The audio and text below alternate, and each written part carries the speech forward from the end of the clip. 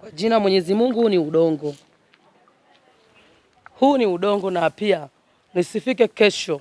Hapa ni katika mtaa wa RC uliopo katika kata ya Olorieni jijini Arusha, ambapo tumefika katika eneo ambalo liliharibiwa, ambapo anafanya biashara mwanamke ambaye anafahamika kwa jina la Nice Msheri maarufu kwa jina la Chinaz. Jana alikamatwa na askari wa jeshi la polisi kwa tuhuma za kudaiwa kwamba alisingizia kwamba mtoto wake mwenye umri wa miaka 7 alibakwa na mwanaume kwa saa zaidi ya 3, jambo ambalo pia wananchi walipinga, na sababu nyingine wanadai kwamba amekuwa kibambikizia watu kesi. Sasa baada ya kushikiliwa na jeshi la polisi kwa ajili ya usalama wake, leo tumempata Chinaz akiwa yeye pamoja na mume wake ambaye amemtambulisha hapa, na kwenye hii interview wamekubali kueleza kila kitu na kusema kwamba yeye amepata hasara ya zaidi ya shilingi milioni 2 kutokana na uharibifu huu.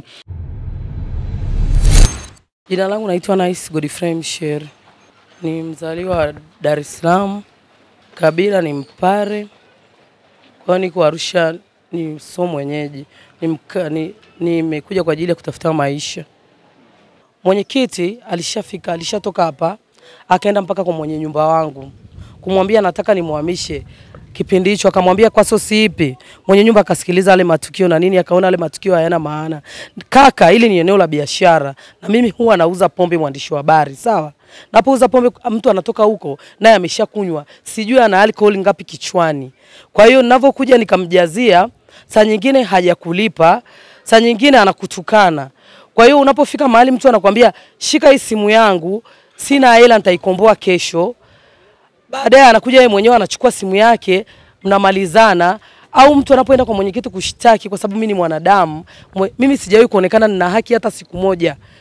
Yaani sijawahi kuonekana hata leo mwandishi wa habari nikichomwa kisu hapa, nikisema jamani nimechomwa kisu, nitaonekana nimejichoma mwenyewe kwa ajili ya kutafuta pesa.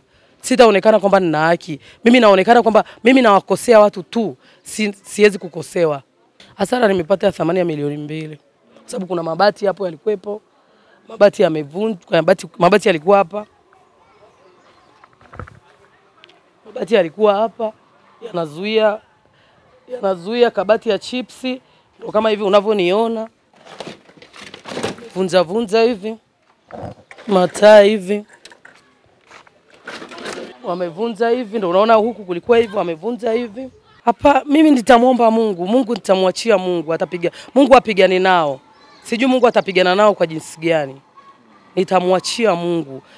Nitamwambia Mungu kila aliyehusika na hili, Mungu apigane naye.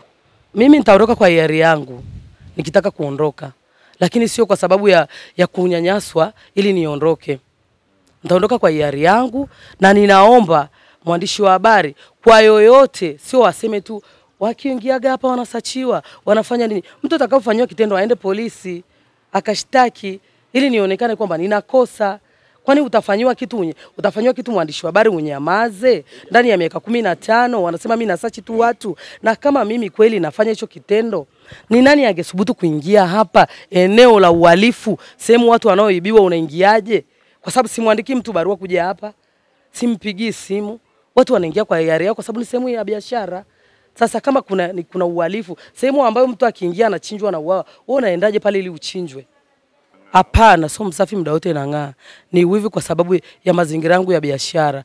Najitahidi, napambana. Naomba nikuingize hapo, upige kaunti yangu picha uone ninavyopambana. Kuna kesi 2. Na maana kuna kesi ya ubakaji wa mtoto ambayo tayari ile familia tayari ile ni kuna siku ya kwanza na ya pili na ya 3 familia tulikaa, wakawa wanasema sasa tufanyeje, kwa sababu lishatokea, alishaonekana na daktari amedhibitisha wewe ni mwanadamu, tufanyeje tumsaidie huyu. Tukakaa na kwenye ile familia ya yule kaka aliyebaka, hatuna shida, tayari tulishaenda kutengeneza maelewano kwamba tunafanyaje, kwamba kitu ni utu. Niliwaambia mimi sitaki hela yenu hata 100, nahitaji huyu mtoto aliyofanywa kitendo kwa sababu ni majirani. Aliyefanya ni baba, kuna mke wa yule baba na kuna mtoto. Nahitaji utu.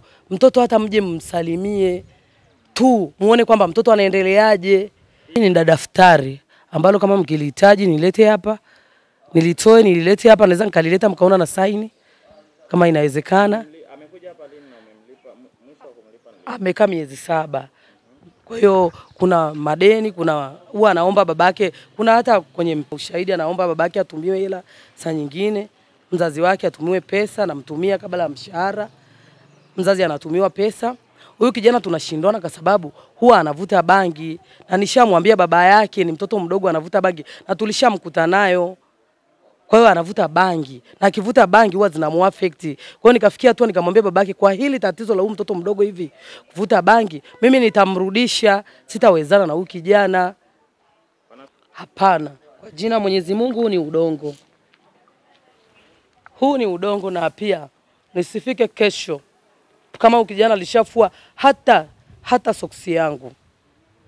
Nimeapia udongo, nisifike siku ya kesho kama alishafua hata soksi yangu. Na mlazimisha yeye mwenyewe akivuta bangi anakuwa mchafu.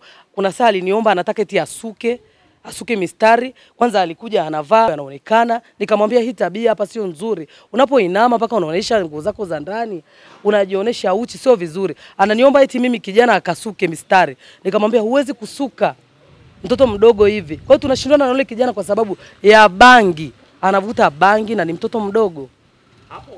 Wananchi watano walioanzisha hii sosi baada ya kutokujua kwamba mimi nimefanywa vile, wangetakuwa wapeleleze na waende polisi wajue ni kweli na mtumiwa wamuone, lakini wamechukulia sheria mkononi kwamba mimi nimedanganya na mimi nimesema uongo, wakaja kunifanyia fujo na kuniharibia vitu. Wamechukulia sheria mkononi. Inaniuma sana mimi kama mwanadamu, lakini wote sisi ni wanadamu, tumeumbwa, tunaingia chini ya ardhi. Kila mmoja wapo alioshiriki kufanya hichi kitendo. Huyu Mungu yupo, malipizi ni hapa duniani, kabla hujafa unalipizwa. Mimi mtoto wangu alivyofariki, mtoto wangu alikuwa KCMC. Mtoto wangu alivyokuwa KCMC, mtoto alivyofariki kulikuwa kuna matibabu mengine ambayo sijalipa, nilimfuata diwani. Kipindi hicho kulikuwa na mwenyekiti ambaye anaitwa Freddy. Yule mwenyekiti Freddy alikuwa na chuki na mimi kwa sababu alinihitaji. Alikuwa ananihitaji kama kimapenzi, nikamkataa.